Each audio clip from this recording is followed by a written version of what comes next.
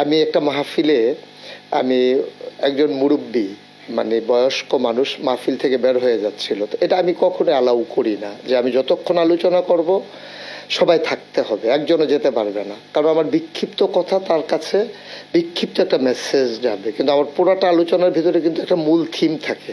তো সে যদি অর্ধেক শুনে চলে যায় তাহলে তো সে আমার মূল থিমটা পেল না। তো ও যখন চলে যাচ্ছিল আমি তখন ডেকে বলছিলাম যে আমার মতো করে আমি যে মুরব্বী মানে যাওয়া যাবে না, এটাই ইশারায় বলছিলাম। তো এটাই ভাবে যে আপনার ছেলেরা এইভাবে নেবে এটাই বুঝি নাই। তো এটার ভিতরে ওরা একটা আনন্দ খুঁজে পেয়েছে, এবং সরকারের বদল হওয়ার কারণে এখন যে সমস্ত মানুষগুলো মুরব্বীর কাতারে ছিল যারা যখন পালিয়ে যাচ্ছে সেখানে ওই কথাটা চলে যায়, এটা যায় প্রসঙ্গক্রমেই যায়। এবং আমি একটা কথা বলেছিলাম যে এক লোক বের হয়েছে দাড়ি টাড়ি কামাই একবারে সমান। এখন সালমান এফ রহমান যখন দাড়ি কামিয়ে ফেলেছে তখন আমার কথাটা ওর সাথে হুবহু মিলে গেছে।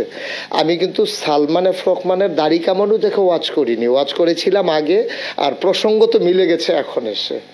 তো এখন যখন যাই আমার গ্রামে হোক বাইরে হোক শহরে হোক আমি দেখি রিক্সার পেছনে লেখা মুরব্বী, তারপরে আমার ছেলেরা যখন গ্রাফিতি করেছে ওয়ালে ওয়ালে সেখানে লেখা আছে, তারপরে সোশ্যাল মিডিয়া আপনি যদি 100 রিলস দেখেন সেখানে দেখবেন 50টা রিলস হচ্ছে মুরব্বী। তারপরে আমি আজকে গতকালকে আমি গাড়িতে বসে বসে দেখছিলাম যে বিদেশি একটা লোক, তারে বোধহয় বাংলাদেশের কোনো একটা লোক শিখিয়ে দিয়েছে, সে আরবির সাথে মিশিয়ে বলতেছে মুরব্বী মুরব্বী, মানে ওটা বুঝতে পারছে এটা একটা আনন্দ ঘন দেশের মানুষ। আমরা আনন্দের উপলক্ষ খুব কম পাই। মানুষগুলো যখন গুম হয়ে গেল, বাচ্চাগুলো ঈদের দিন সকালবেলা নতুন জামা কাপড় পরে অপেক্ষায় আছে বাবা আসলে আঙ্গুলে ধরে ধরে ঈদগাহে যাবে। আপনি বুঝবেন তার বেদনা, আপনি বুঝবেন তার না পাওয়ার কি চাওয়া। বাচ্চাটা কাপড় পরে মা সাজিয়ে দিয়েছেন, যাচ্ছে না, বাবা আসলে আঙ্গুলে ধরে ধরে ঈদগাহতে যাবে।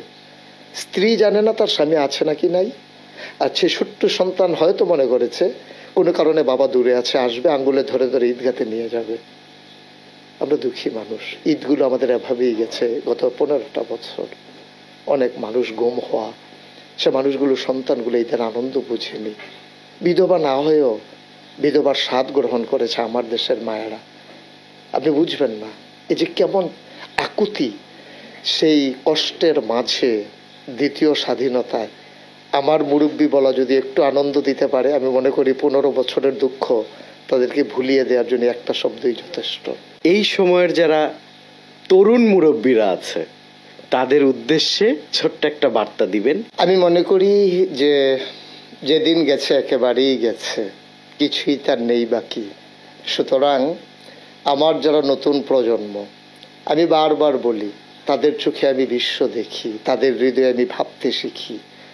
সুতরাং আমাকে যারা ফলো করে, আমার কথায় যারা আনন্দ পায়, আমার বেদনার্থ কথাগুলো যাদের হৃদয়ে রক্তক্ষরণ ঘটিয়ে চোখে অশ্রু হয়ে ঝরে পড়ে, আমি তাদের জন্যে এই চ্যানেল এর মাধ্যমে আমার বার্তা হচ্ছে আমরা জেগে উঠি, আমরা গর্জে উঠি, আমরা জানিয়ে দিই আমরা ছিলাম, আমরা আছি, আমরাই থাকবো ইনশাআল্লাহ। আর এই ভবিষ্যৎ বাংলাদেশ বিনির্মাণে আমার এই ছেলেগুলো, আমার এই ভবিষ্যৎ প্রজন্ম তারা এগিয়ে যাবে সম্মুখ পানে। এখানে কোনো সংকোচ নাই, কোনো এখানে হৃদয়ের উষ্ণ ভালোবাসা বিলিয়ে দিতে কোনো কৃপণতা নাই। সবাই মিলে সবাইকে ভালোবাসি, সবাই মিলে কাঁধে কাঁধ মিলিয়ে আমার কাগজে পত্রের সোনার বাংলাকে প্রকৃত অর্থেই সোনার বাংলা হিসেবে গড়ে তুলি। মুরব্বী মুরব্বী যেমন করে বলেছিলাম ওঠা যাবে না, আমি যুবকদেরকে বলি হে যুবক তুমি এগিয়ে যাও সম্মুখ পানে, থেমে যাওয়া যাবে না।